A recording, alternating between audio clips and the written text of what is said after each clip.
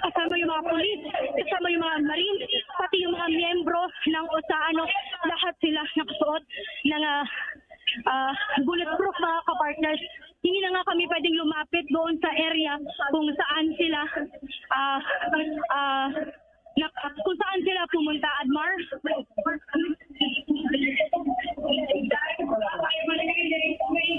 Sinaramdam namin ang Nakakarinig tayo ng puto.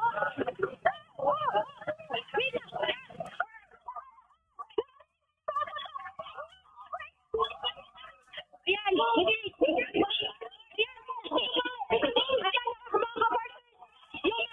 mga militar, maging yung mga pulis at nakita natin, nagkakaroon dito, aray kuya, ayan nakikita natin, nagkakaroon naman, nagkakaputukan na nga dito sa loob ng Senado mga kaparters, no?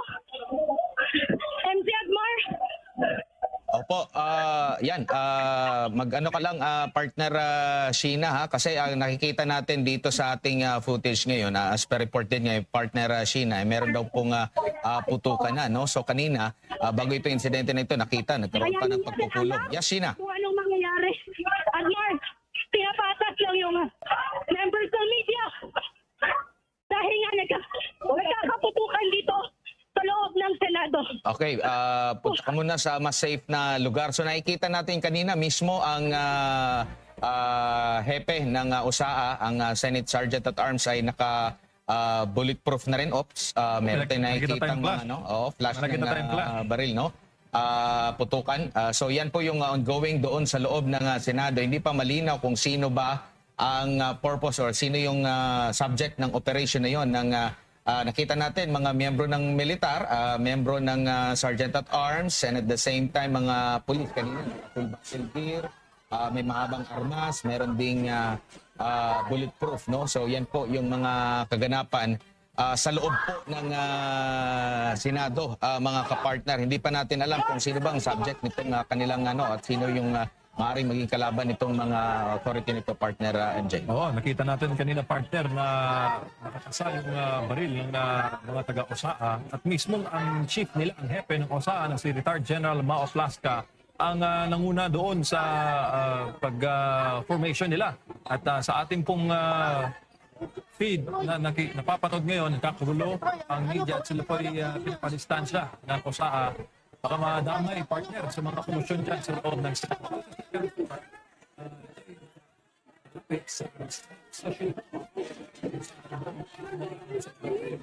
Ayan mga kapartners, nagkakaputukan na.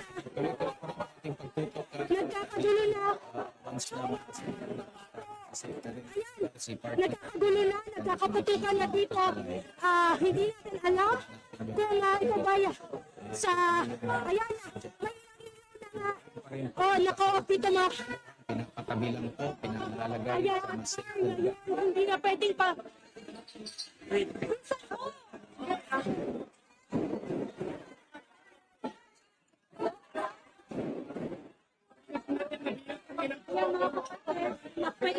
ilaw na nga dito yung pinatay at narinig talaga natin na putok ng baril. Hindi natin alam kung sino yung kainkwentro ng mga marines, ng taga-OSA at maging yung mga pulis na deploy dito sa loob ng MJ.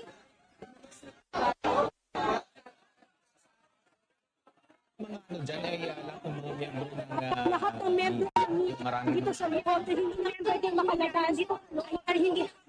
Hindi din kami alaw na pumasok doon sa mga hacker room dahil iniisa-isa nga ng mga yung room at nga sinabi talaga ni yung kanilang may arrest individual. Pero ito, sinabi niya kanina na articles of impeachment yung dahilan kung bakit kailangan mas maging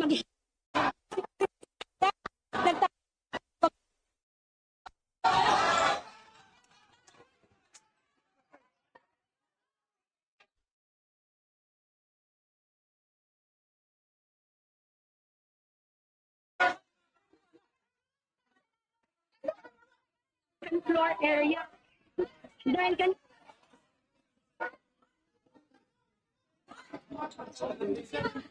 So vicinity lang talaga ng Senado itong mga NBI, Mare, Jade.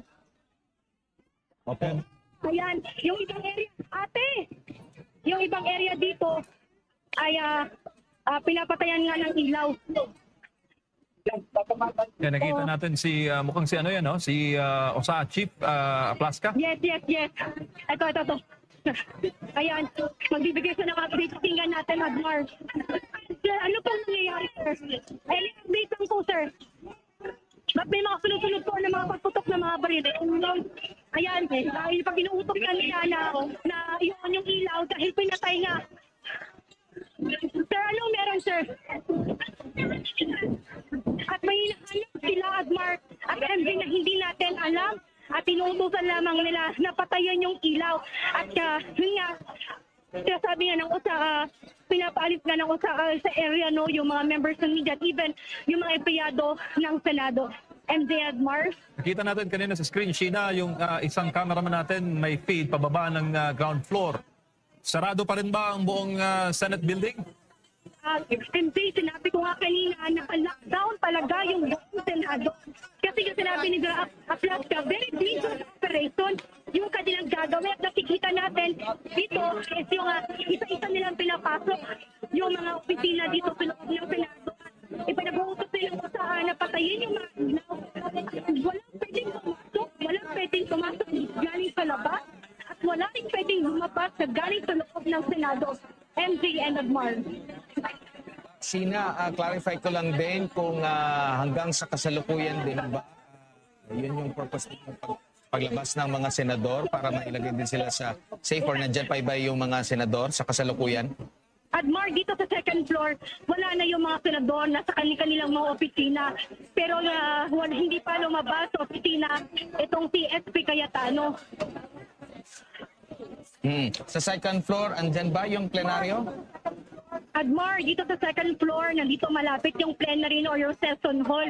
Pero yung area kung saan yung USA, dito yung sumulong area kung saan ginaganap yung mga presko no, ng mga senador. Dito din yung Senator Jose P. Laurel Room.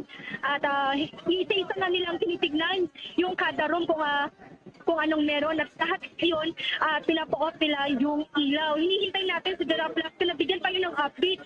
Dahil questionable nga yung nangyayari ngayon dito, yung kapuluhan. Kasi lahat sila nakasuot ng bulletproof. Even si General Aplaska ay may bitbit din na malaking... Ngayon, nandito sila ngayon sa loob ng sumulong area. Sa loob ng area. Ito yung area kung saan ginaganap yung press con ng mga... Ayan, nakikita natin yung nasa loob ng sumulong area itong sila General Aplaska at ibang matagaw-saan mga miyembro ng USA. At hindi natin alam kung sino yung nasa loob, kung sino yung pinakausap nila, sino yung hinahanap nilang tao. Basta alam lang natin kanina may nagkaputukan, buhan yung mga matagaw-saan. Yung kanina yung area kung saan unang nagputukan Admar at MJ, na doon pa rin yung mga Marines. May nakikita nga tayo mga rito na nakadapa. Hindi lang masadong hagip sa camera kasi nga kumbaga naka-off yung ilaw at ilang ilaw lamang yung naka-open. May nakikita tayo Marines doon mga kapartners na sa area pa rin na nakatutok yung kanilang baril doon sa area kung saan nagkaroon ng putukan. MJ Admar? Partner, Sina, si Master Judea, no? Ito ba lugar kung saan nagkaroon ng putukan, dito rin ba naririnig yung mga umano'y nagbabarena ng dingding? Master Judea? Dito ba sa nangyaring putukan, sa lugar kung saan nangyari yung putukan, dito rin ba naririnig kung saan merong nagbabarena ng dingding?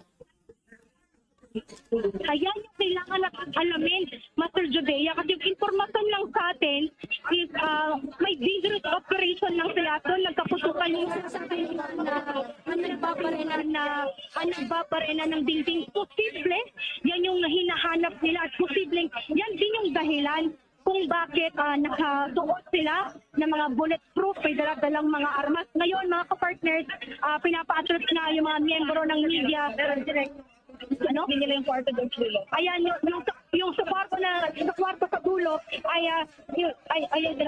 kwarto sa dulo ay tinicheck na ng mga Marines at mga tao sa yung media office kung saan tayo nakastay ay check na rin ng OSA at Marines. Nasa Judea. Alright, so partner, Sheena, mag-iingat kayo dyan at talagang nakikita namin dito yung tensyon. Keep safe, ha?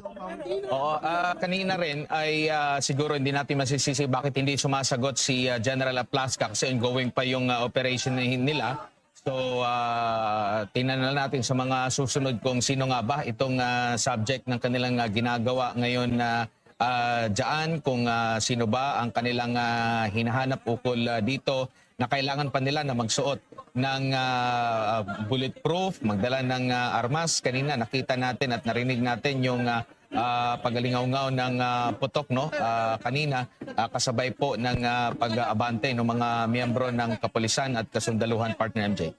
Tingnan natin, partner, no? Sa ating mga nakuha na impormasyon, ang mga senador na sa 5th floor, sila ay nagkakaroon ngayon ng pagpupulong. Ang mga komosyon ngayon nagaganap sa 2nd floor. 2nd floor, malapit yan, partner, sa exit rows o sa exit stages dyan po sa Senate building. Malaman natin kasi habang nagkakaputukan ngayon, nandyan pa ang mga senador. Nagkakaroon ng mga pagpupulong kung ano ang kanilang mga susunod na hakbang. So nakikita natin, partner, ang pag-atake sa isang institusyon ng Plus na pamahalaan. tayo ng mga taga-USAA at hinihintay na yung sagot ni General Aplasca kung ano pa talagang nangyayari. Kasi kanina, unang nagpaputok ng baril, itong taga-USAA, Marines at mga pulis, which is sila yung magkakasama-kasama mga kapartners.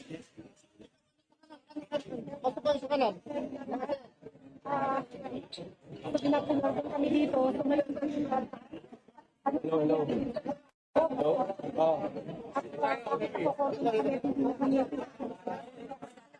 Magkasama ka rin. Mary.